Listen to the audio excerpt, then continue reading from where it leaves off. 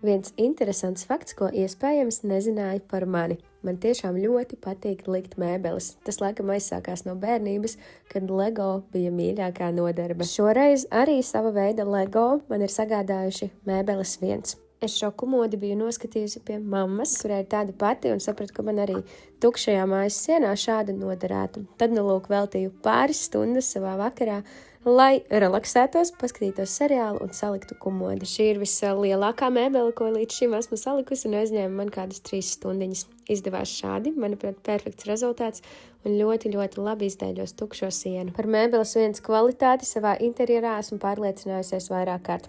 Šīs mēbeles vienmēr ir tādas smagas un pamatīgas. Šodienas projektiņa noslēgumam atrodu pāris aksesuārus, bet domāju, prasītos kādi glezniņi vēl pie sienas. Bet šis ir mans rezultāts un domāju, izskatās lieliski. Man interjera pārmaiņu nekad nav gana.